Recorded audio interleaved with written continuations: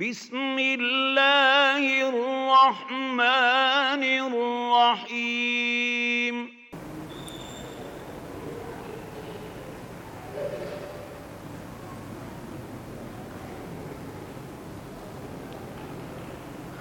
Bismillahirrahmanirrahim.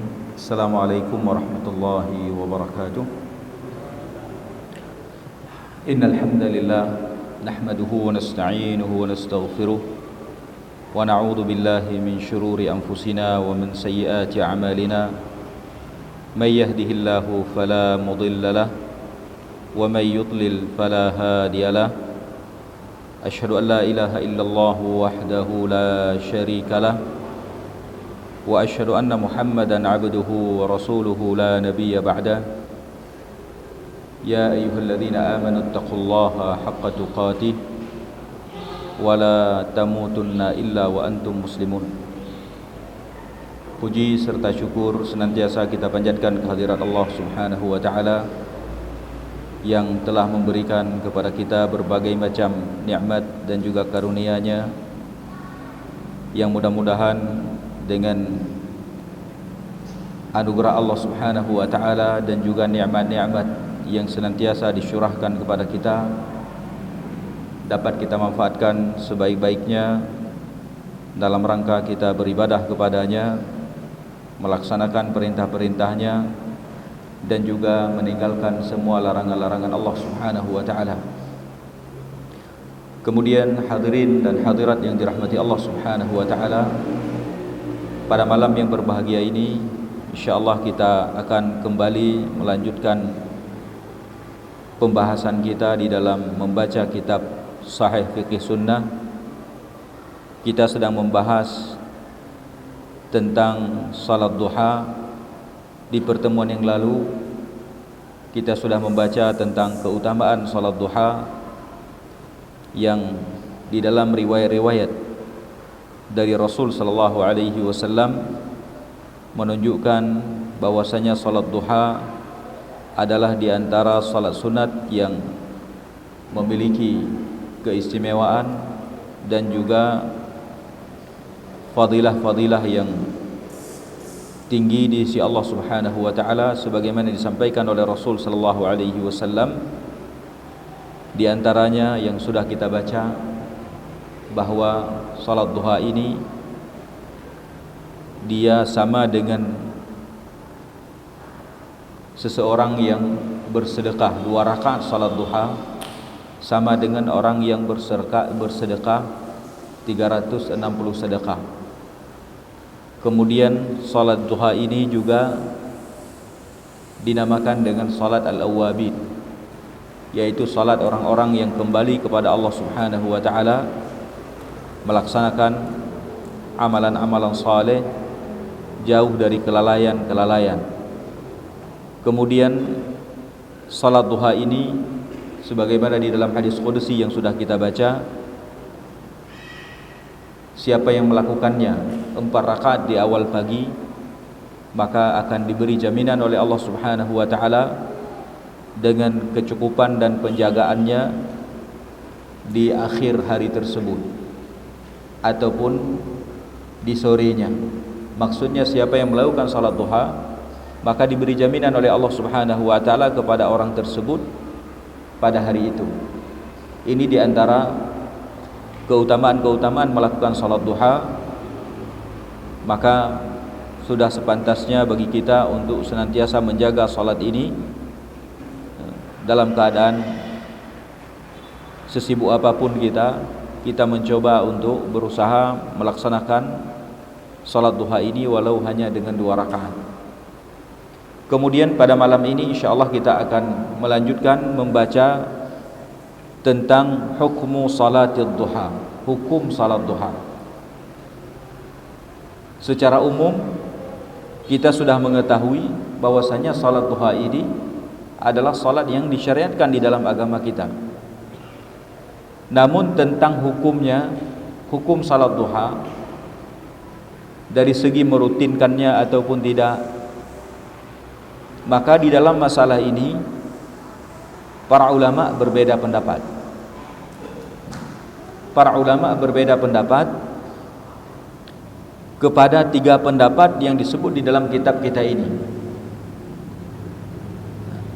Adapun pendapat yang pertama, tustahabbu mutlaqan wa yustahabbul muwadhabatu 'alaiha. Adapun pendapat yang pertama mengatakan salat duha ini disunnahkan secara mutlak dan juga disunnahkan untuk kita melakukannya setiap hari. Muwadhabah, arti muwadhabah rutin, sunnah dilakukan secara rutin, berarti setiap hari, tidak selang. Hari ini sunnah kita lakukan, besoknya juga sunnah, kemudian terus seperti itu setiap hari. Sunnah setiap muslim untuk merutinkan salat duha ini. Wa huwa madhhabul jumhur khilafan lil Hanabilah. Ini adalah pendapat jumhurnya para ulama. Jumhur para ulama berpendapat salat duha ini rutin dilakukan setiap hari, tidak selang hari. Setiap hari sunnah hukumnya, setiap hari sunnah muakkadah. Wa hujjatuhum, dan hujjah mereka, dalil mereka di dalam masalah ini, yang pertama umumul ahaditsil mutaqaddimati fi fadli salatid duha, wa khususan hadithu yusbihu ala kulli sulama min ahadikum sadaqah. Adapun dalilnya adalah umumnya hadis-hadis yang sudah pernah kita baca di dalam keutamaan salat duha, dan khususnya ketika kita membaca hadis Rasul sallallahu alaihi wasallam yang beliau mengatakan yusbihu ala kulli sulama min ahadikum sadaqah. Rasulullah SAW mengatakan setiap pagi maka ke atas setiap sendi kita wajib kita bersedekah untuknya. Setiap pagi, yusbihu, arti yusbihu masuk waktu pagi. Setiap masuk waktu pagi maka kita harus bersedekah kepada setiap sendi kita. Berarti ini menunjukkan kepada setiap hari, karena pagi itu ada setiap harinya. Rasulullah SAW mengatakan setiap pagi, berarti setiap hari. Setiap hari kita harus bersedekah kepada sendi-sendi kita. Yang Rasulullah SAW mengatakan kalau kita tidak mampu bersedekah dengan 360 sedekah, maka cukup kita bersedekah dengan cuman 2 rakaat salat duha. Berarti ini menunjukkan setiap hari. Itu dalil yang pertama. Kemudian dalil yang kedua, hadis Abi Hurairah radhiyallahu anhu. Hadis yang kedua, hadis Abu Hurairah radhiyallahu anhu yang beliau mengatakan ausani khalili bithalat. Abu Hurairah mengatakan khalilku, yaitu Rasul sallallahu alaihi wasallam. Beliau mengatakan khalilku berwasiat kepadaku dengan 3 wasiat, yaitu Rasul sallallahu alaihi wasallam berwasiat kepada Abu Hurairah radhiyallahu anhu dengan 3 wasiat. Wasiat yang pertama kepada Abu Hurairah, siyamu 3 ayyamin min kulli syahrin. Puasa 3 hari dalam 1 bulan. Sebulan, 1 bulan puasa 3 hari. Rasul mewasiatkan kepada Abu Hurairah agar beliau menjaga puasa setiap bulan 3 hari. Namun beliau tidak menyebutkan kapan 3 hari tersebut, sehingga ada yang mengatakan ini adalah puasa ayyamil bid, puasa 12 13, 14 dan 15 setiap bulan. Ada yang mengatakan ayyamil bid, ada yang mengatakan umum, pokoknya 3 hari dalam 1 bulan, kapan saja. Karena di situ tidak ada pengkhususannya. Ini wasiat Rasul yang pertama kepada Abu Hurairah. Kemudian yang kedua, waraq'atai ad-duha. Waraq'atai ad-duha. Kemudian yang kedua, wasiat Rasul kepada Abu Hurairah adalah 2 rakaat salat duha. Diwasiatkan oleh Rasul kepada Abu Hurairah supaya beliau senantiasa salat duha 2 rakaat. Kemudian yang ketiga, wa an utira qabla an anam, dan agar aku berwitir sebelum tidur. 3 wasiat ini. Wasiat yang terakhir witir, salat witir. Wa an utira qabla an anam, dan agar aku berwitir qabla an anam atau qabla an arqud, sebelum aku tidur.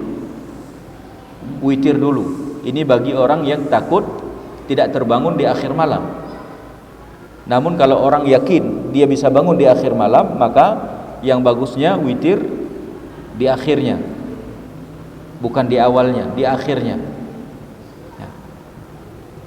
Wa nahwuhu an Abi Darda wa Abi Dzar, dan seperti itu juga dari Abi Darda dan juga Abi Dzar radhiyallahu anhu, sehingga beliau mengatakan, aku tidak akan meninggalkannya. Aku tidak akan meninggalkannya. Ini menunjukkan bahwasanya salat ini disunnahkan untuk dilakukan setiap hari. Untuk dilakukan setiap hari. Kemudian yang ketiga, hadis Mu'adzah al-Adwiyah qalat. Hadis Mu'adzah al-Adwiyah, beliau mengatakan, qultu li Aisyah, aku bertanya kepada Aisyah radhiyallahu anha. Mu'adzah ini bertanya kepada Aisyah, aku bertanya kepada Aisyah radhiyallahu anha, akana Rasulullah sallallahu alaihi wasallam yusalli ad-duha? Adakah Rasul sallallahu alaihi wasallam melakukan salat duha? Beliau bertanya kepada Aisyah, adakah Rasulullah SAW melakukan salat duha? Qalat na'am. Aisyah menjawab, ya. Arba'an wa yazidu ma syaa. Beliau salat 4 rakaat dan beliau menambah sesuka hatinya. Beliau salat 4 rakaat dan juga beliau menambah, masya Allah, sesuai yang dikehendaki oleh Allah Subhanahu wa taala. Ini menunjukkan Rasulullah SAW juga pernah melakukan salat duha. Namun di dalam hadis ini tidak menunjukkan kepada rutin beliau melaksanakannya. Di dalam hadis ini tidak menunjukkan beliau rutin salat duha. Namun ketika ditanya apakah beliau pernah salat duha, maka Aisyah menjawab radhiyallahu anha, beliau pernah melakukan salat duha. Beliau melakukan 4 rakaat dan juga beliau menambah lebih dari 4 lagi. Hadis ini diriwayatkan oleh Imam Muslim. Qala Asy-Syaukani fi Nailil Awtar, berkata Imam Asy-Syaukani di dalam Nailil Awtar, wala yakhfaka anna al-ahadits al-waridata bi itsbatiha qad balagat mablaghan la yaqsuru al-ba'du minhu an iqtida'il istihbab. Ya.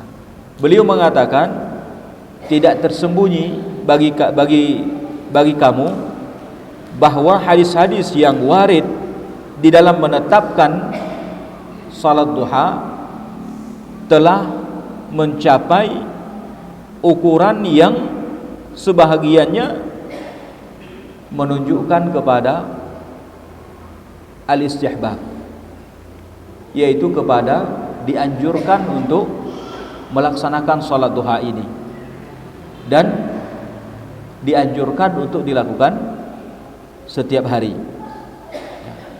Wa qala al-Hafidh fil Fath, dan berkata Imam Al-Hafidh Ibnu Hajar di dalam Fathul Bari, wa qad jama'a al-Hakim al-ahadits al-waridata fi salati ad-duha fi juz'in munfaridin wa balagha 'adadu ruwatil hadits fi itsbatiha nahwa al-20 nafsan min as-sahabah. Dan beliau mengatakan, Imam Al-Hakim telah mengumpulkan hadis-hadis yang warid tentang salat duha di dalam satu juzuk tersendiri, dan beliau mengatakan, dan jumlah riwayat atau perawi-perawi hadis di dalam menetapkan adanya salat duha ini, disunnahkan salat duha ini mencapai 20 orang. Mencapai 20 orang perawinya dari kalangan para sahabat Rasul sallallahu alaihi wasallam. Ini yang menegaskan bahwasanya salat duha itu sunnah dilakukan. Kemudian wa ammal muwadhabatu 'alaiha faliqaulihi sallallahu alaihi wasallam. Adapun yang menunjukkan kepada rutinnya melakukan salat duha ini, maksudnya dianjurkannya dengan rutin, ini juga bisa berdalil dengan sabda Rasul sallallahu alaihi wasallam, ahabbul amali ila Allah taala ma dama alaihi sahibuhu wa in qalla. Hadis Rasulullah SAW, beliau mengatakan amalan yang paling disukai oleh Allah Subhanahu wa taala adalah madama alaihi sahibuhu, yaitu apa yang orang tersebut melakukannya dengan rutin, wa in qalla, meskipun sedikit. Itu amalan yang paling disukai oleh Allah Subhanahu wa taala. Maka hadis ini juga bisa dijadikan sebagai dalil terhadap dianjurkan melakukan salat duha dengan rutin, karena Rasulullah SAW mengatakan amalan yang paling disukai oleh Allah Subhanahu wa taala adalah amalan salat duha. Karena juga tidak ada dalil lain yang menunjukkan bahwasanya tidak boleh rutin kepada salat duha. Tidak ada dalil lain yang menunjukkan kepada tidak bolehnya rutin melakukan salat duha. Maka bisa kita menggunakan ayat hadis tersebut untuk menunjukkan kepada disukainya kita melakukan salat duha ini secara rutin setiap hari. Ini pendapat yang pertama. Kemudian pendapat yang kedua tentang hukum salat duha, yustahabbu fi'luha taratan wa tarkuha ukhra wa la yuwadhibu 'alaiha. Pendapat yang kedua mengatakan salat duha ini sunnah dilakukan kadang-kadang dan juga ditinggalkan kadang-kadang. Berarti tidak sunnah dilakukannya secara rutin. Sebagian ulama berpendapat salat duha ini tidak sunnah dilakukan secara rutin. Namun yang sunnahnya bagaimana? Yang sunnahnya adalah dilakukan sesekali dan juga ditinggalkan sesekali. Hari ini salat, besok tidak. Kemudian lusa atau setelah beberapa hari salat lagi. Seperti itu yang sunnahnya. Namun muwadhabah di atasnya, melakukannya secara rutin, maka ini tidak sunnah. Dan pendapat ini wahwal madhabu indal Hanabilah, dan ini adalah pendapat di dalam madhab Hambali. Ini pendapat di dalam madhab Hambali.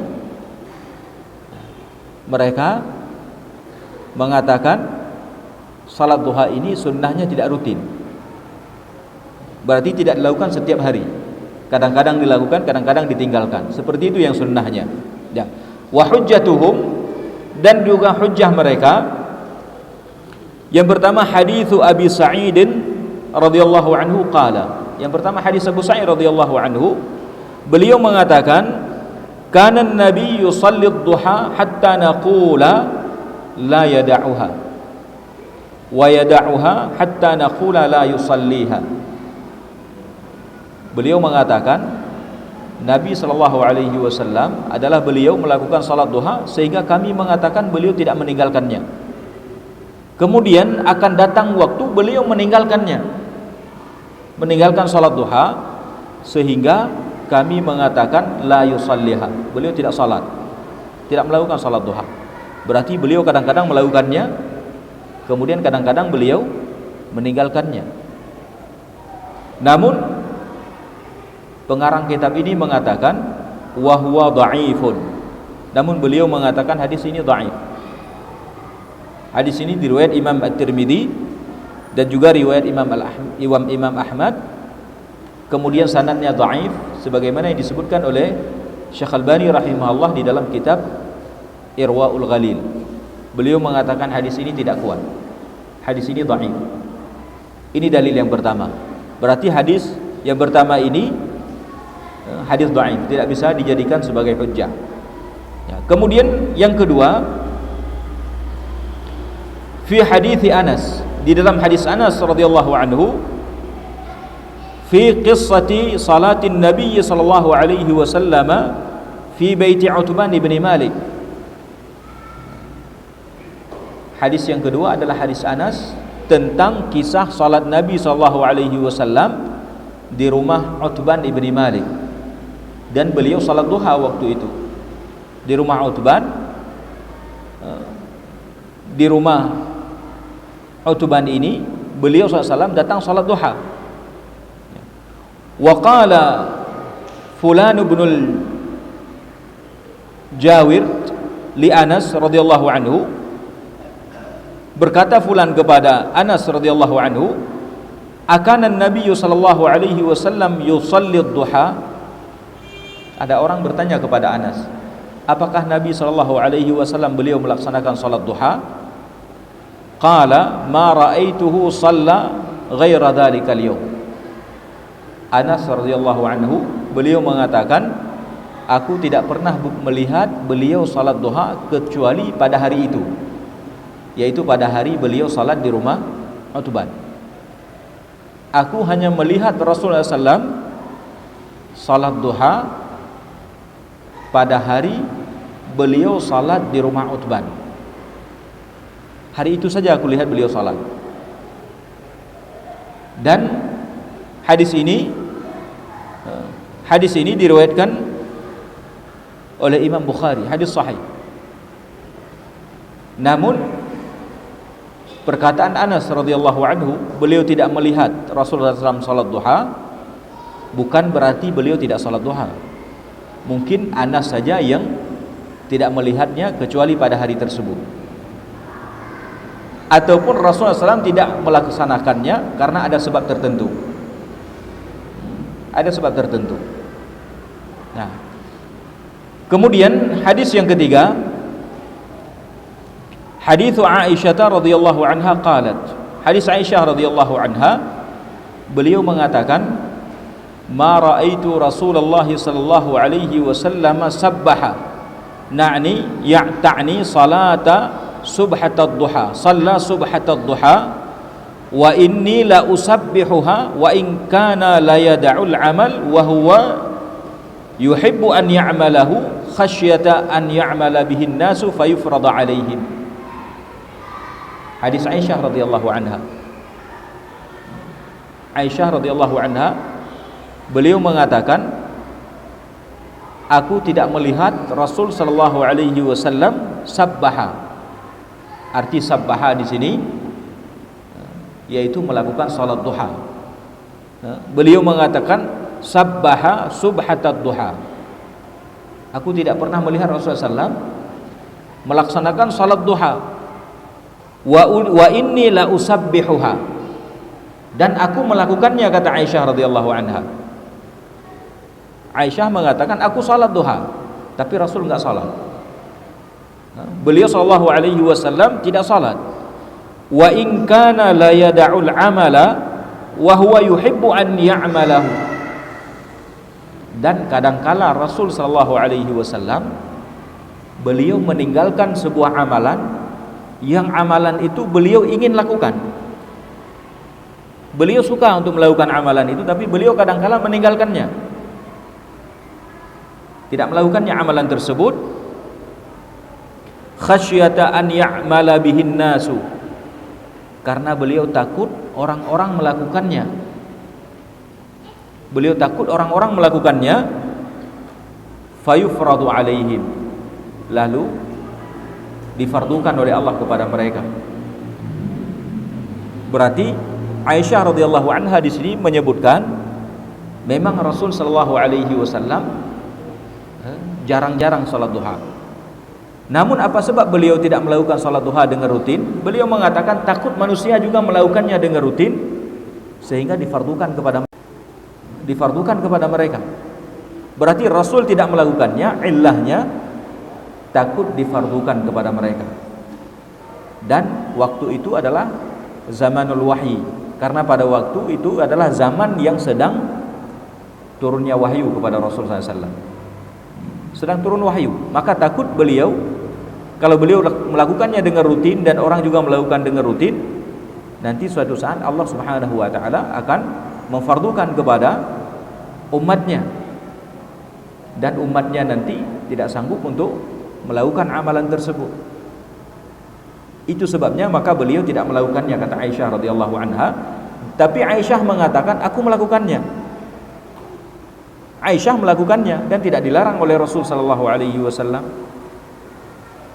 Berarti dari hadis ini juga, meskipun hadis ini dijadikan hujjah oleh pendapat yang mengatakan tidak dilakukan dengan rutin, sebenarnya hadis ini juga menunjukkan kepada salat duha itu dilakukan dengan rutin, karena Aisyah melakukannya. Rasul tidak melakukannya karena ada sebab. Dan Aisyah mengatakan Rasulullah SAW kadang-kadang sebenarnya ingin melakukannya tapi takut difardukan, maka beliau meninggalkannya.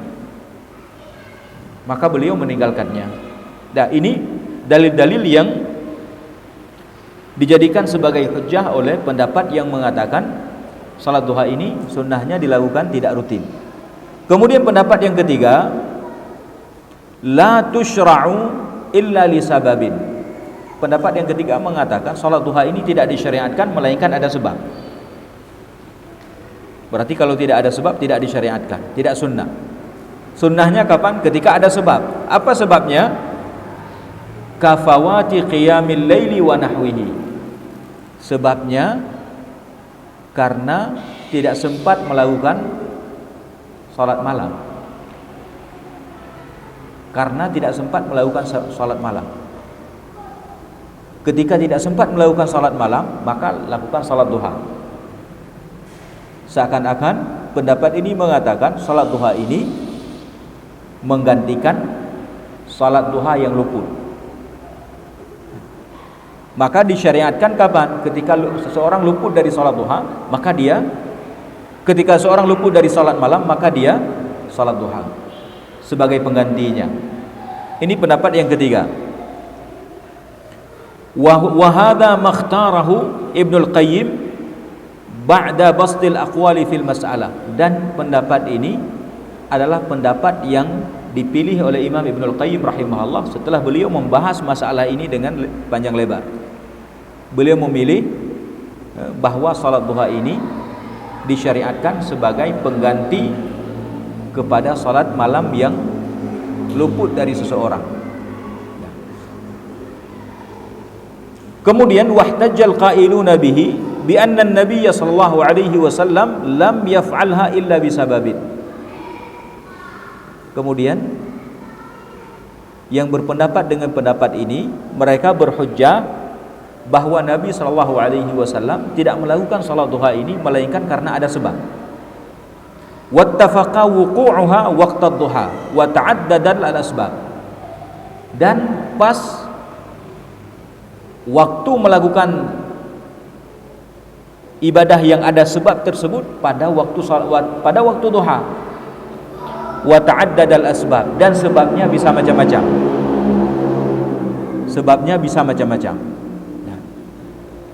Yang pertama hadis Ummu Hani, anna Nabiy sallallahu alaihi wasallam dakhala baitaha yauma fathi Makkah faghtasala wa shalla 8 rakaat. Yang pertama, Rasulullah SAW pernah melakukan salat duha, ada sebab. Sebabnya apa? Fathu Makkah.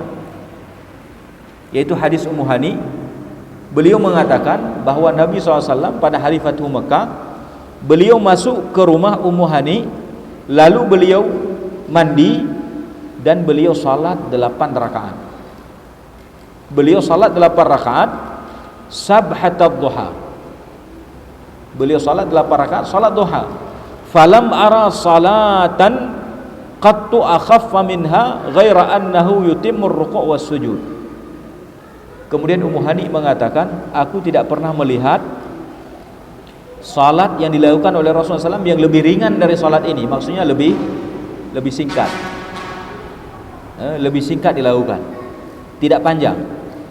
Namun kata Ummu Hani, beliau menyempurnakan sujud dan rukuknya. Tumakninah tetap. Namun salat ini dilakukan oleh Rasulullah SAW tidak panjang. Bukan salat yang panjang. Salat yang singkat, namun beliau melakukannya dengan cukup rukun-rukunnya.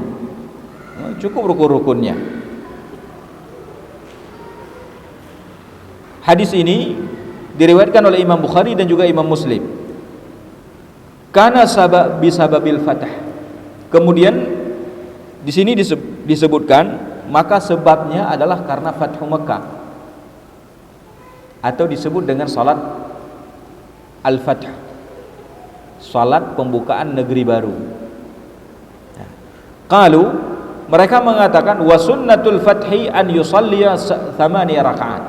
Kemudian para ulama yang berpendapat dengan pendapat ini, mereka mengatakan salat sunat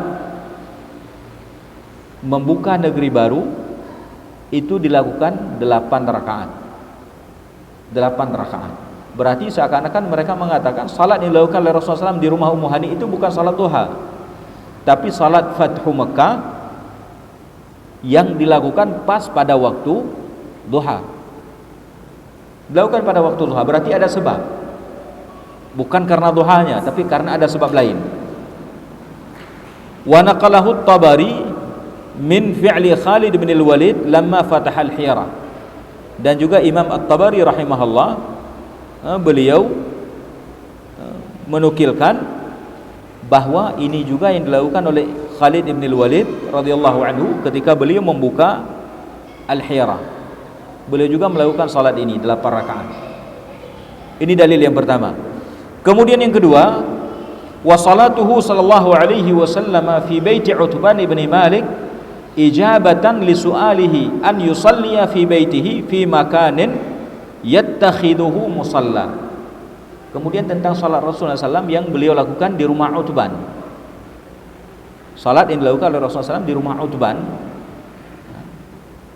Para ulama yang mengatakan itu bukan khusus salat duha, mereka mengatakan salat Rasul tersebut adalah salat yang dilakukan di atas permintaan Utban. Utban yang mengundang Rasul untuk melakukan salat di rumahnya pada tempat yang dia mengambil musalla di rumahnya, tempat tersebut, yaitu tempat salatnya. Ada di dalam rumahnya, dia mengkhususkan satu tempat untuk dijadikan musalla, tempat salat. Lalu diundang Rasulullah SAW untuk salat pada tempat tersebut. Fattafaqa annahu ja'ahu waqtad duha. Maka berpas-pasan datang Rasul sallallahu alaihi wasallam pada waktu duha. Fakhtasarahu rawi faqala shalla fi baitihi duha. Maka perawi hadis menyebutkannya dengan sebutan beliau salat di rumahnya, yaitu di rumah Utban, salat duha. Itu yang meriwayatkannya Anas radhiyallahu anhu. Rasulullah SAW melakukan salat di rumah Utban pada waktu duha, sehingga perawinya mengatakan salat duha Rasul di rumah Utban. Sebenarnya bukan salat duha, tapi salat yang dilakukan oleh Rasul di atas undangan Utban, namun pas beliau datang pada waktu duha. Maka perawinya menyebutnya salat duha. Perawinya menyebutnya salat duha. Rasulullah SAW melakukan salat duha di rumah Utban. Kemudian juga yang ketiga, dalil yang ketiga, wa an Abdullah bin Syaqiq annahu qala li Aisyah. Dari Abdullah bin Syaqiq, beliau bertanya kepada Aisyah radhiyallahu anha, akan Nabi sallallahu alaihi wasallam yusalli duha? Apakah Nabi sallallahu alaihi wasallam melakukan salat duha? Qalat la illa an yaji'a min maghibihi. Aisyah mengatakan tidak, kecuali kalau Rasulullah SAW datang dari safarnya. Beliau tidak ada di tempatnya, kemudian beliau datang. Kalau datang beliau pas salat duha, beliau salat.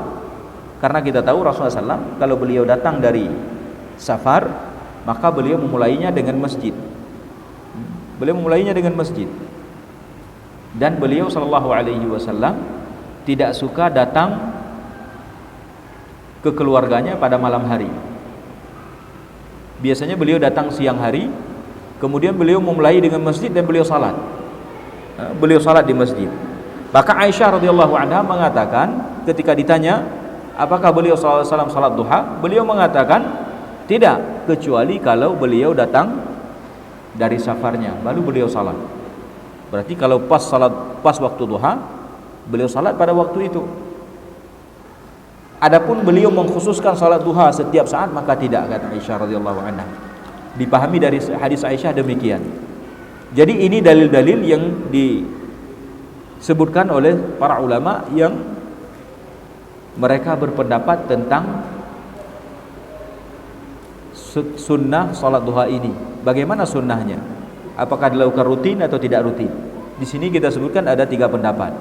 Kemudian pengarang kitab ini beliau mengatakan wala yakhfa annal qaulul awwal asahhu, dan beliau mengatakan dan sudah tidak tersembunyi lagi bahwasanya pendapat yang paling kuat dari 3 pendapat ini adalah pendapat yang pertama, yaitu pendapat yang mengatakan salat duha itu sunnah dilakukan rutin setiap saat, bukan karena ada sebab, bukan karena luput dari salat malam, ataupun bukan karena sebab datang dari safar, ataupun bukan karena sebab pembukaan negeri baru. Bukan hanya sebab itu, tapi salat duha ini sunnah dilakukan dengan rutin. Dan kalau kita melihat kepada dalil-dalil pun, maka menguatkan pendapat jumhur yang mengatakan salat duha ini sunnah dilakukan secara rutin. Secara rutin setiap hari. Yang paling menunjukkan kepada ini adalah yang pertama hadis yang Rasulullah SAW mengatakan setiap hari setiap orang wajib bersedekah ataupun diperintahkan untuk bersedekah kepada anggotanya. Rasul mengatakan setiap pagi. Maka setiap pagi juga ada anjuran untuk salat duha, karena kalau orang tidak sanggup, Rasul mengatakan cukup dengan 2 rakaat salat duha. Berarti setiap hari salat duha sebagai bentuk syukur kita kepada nikmat sendi yang sehat sempurna diberikan oleh Allah Subhanahu wa taala. Kemudian yang kedua hadis Aisyah radhiyallahu anha.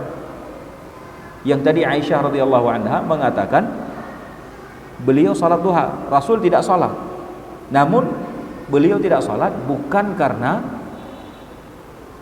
tidak merutinkannya, namun karena beliau takut Allah Subhanahu wa taala memfardukan kepada umatnya. Dan ini juga yang pernah terjadi kepada salat di malam bulan Ramadan.